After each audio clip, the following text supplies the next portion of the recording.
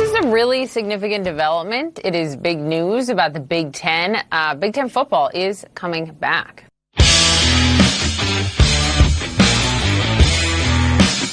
I'm the football guy. I'm the one that wants to have football.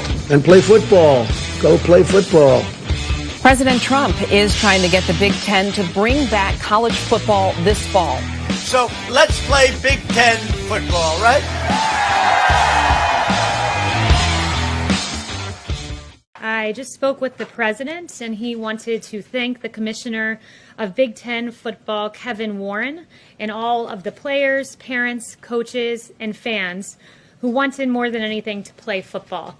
The president was happy to get this thing going, and now you will have players in Maryland, New Jersey, Pennsylvania, Wisconsin, Ohio, Iowa, Indiana, Illinois, Minnesota, Mississippi, and Nebraska, who will now have access to football, which is very good to see. I want to congratulate Big Ten football. It's back. And I want to, in particular, I've been dealing with him, thank Commissioner Kevin Warren for the great job he did. We've been working with him for a while. There was a rumor being spread that I didn't want football back, and it was just the opposite. That was another disinformation rumor put out by the Biden campaign, and it was just the opposite, but it really spurred me into action. I called the commissioner a couple of weeks ago, and we started really putting a lot of pressure on, frankly, because there was no reason for it not to come back, and Kevin went in and worked very hard.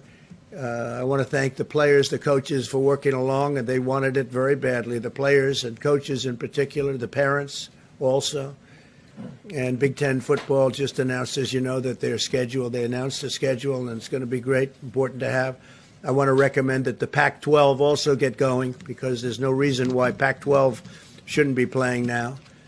And perhaps they'll start with, at least partially, I had recommended today to Kevin and others that maybe you want to start off with 25% of the stadium, or maybe you want to start off with empty. I don't know. I think they could have fans go, frankly, but they want to be careful. They want to be safe, and they will be safe. They've got a very good testing process for the players, coaches, families, etc.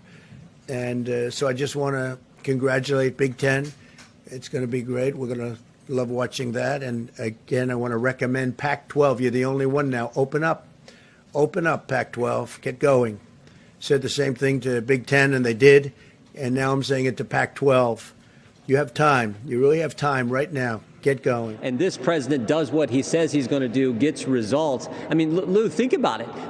Taxes cut, regulations reduced, fastest growing economy in history prior to this coronavirus, lowest unemployment in 50 years, out of the Iran deal, embassy in Jerusalem, hostages home from North Korea, new trade agreements with the new NAFTA agreement, rebuilding the wall, rebuilding our economy, these new peace deals with Bahrain and the United Arab Emirates. And then to top it all off, Big Ten football. I mean, that's amazing. So this president goes against the conventional wisdom, does what he says, and people appreciate that. And he'll do the same thing with China. You know, you would think you had a personal interest in Big Ten football.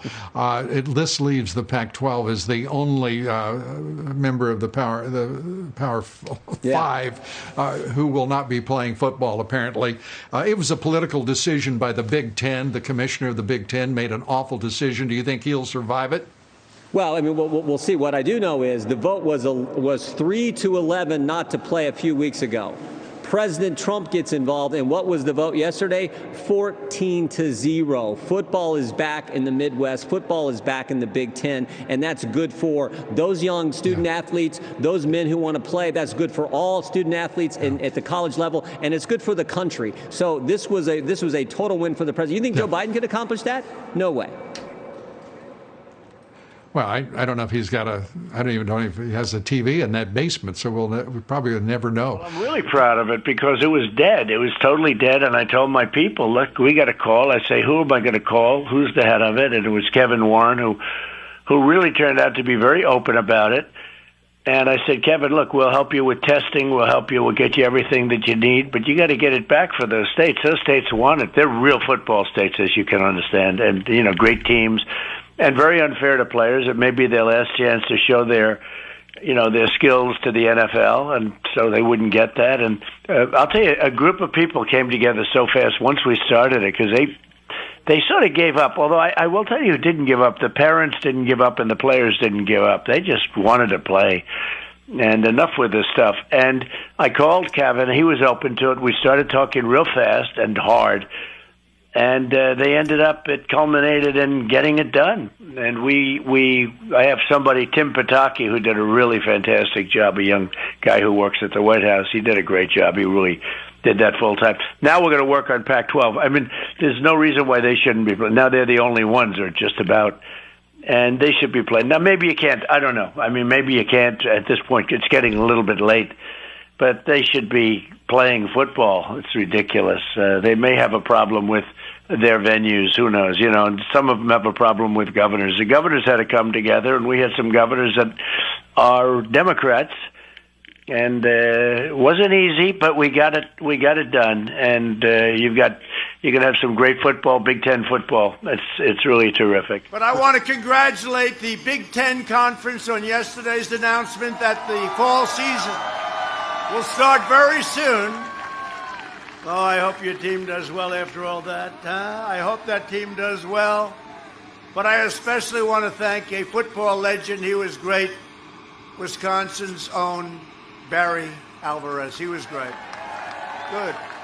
Got to be careful when you do that. A lot of times you don't like people too much. They say, oh, we don't. But he's a good man. We worked with him. We worked with a whole group, including the commissioner of the league. Did a very, very good job. But we called them, and the reason is that they took an ad. In other words, disinformation. They took an ad saying I was against football. I'm the one that said they shouldn't close. But I said that, if they close, they close. But then they took an ad saying I'm the one, I didn't want it. I wanted it closed. So then I said, well, no, I don't. I want it open. Let me call up the commissioner. We called up the commissioner. And he was great. He said, you really think so?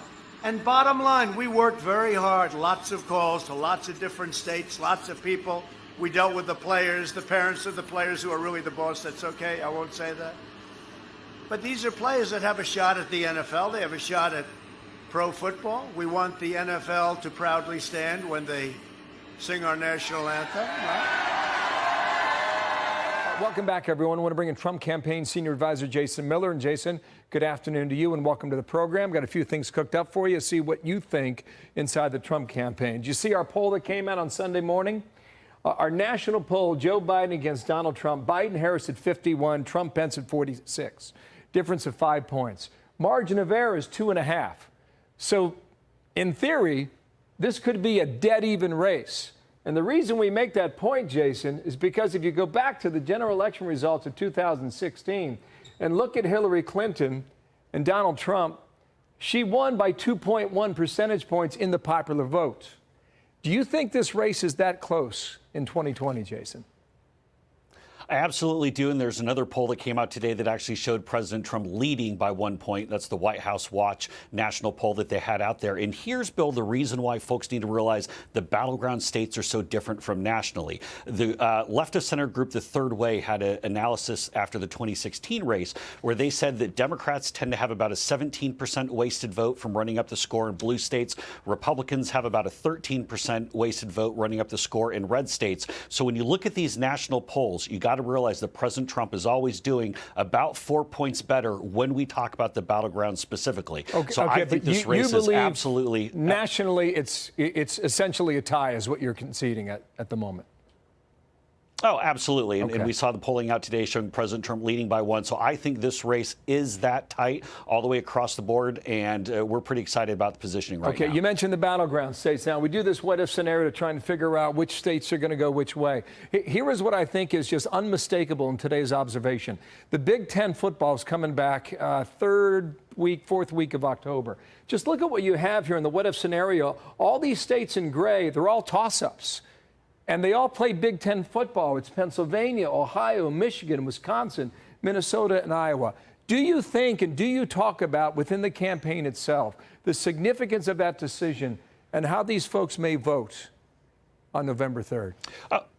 Absolutely. It's a huge decision, and I think President Trump deserves a lot of credit for helping to get Big Ten back out on the football field. I mean, this is what folks need to realize. This is a cultural event. This is a way of life. And, hey, it's not just folks in the Big Ten, places where they are playing like the SEC, other places even out in the Pac-12, but absolutely in Big Ten, where we need these states in Minnesota and Wisconsin and Michigan, Pennsylvania, Ohio, Iowa. These are all key places. And for the president to be pushing that hard to get Big Ten football, I think he gets a lot of the credit, and I think voters will reward him. Are you saying he's the only reason why they're going to play again?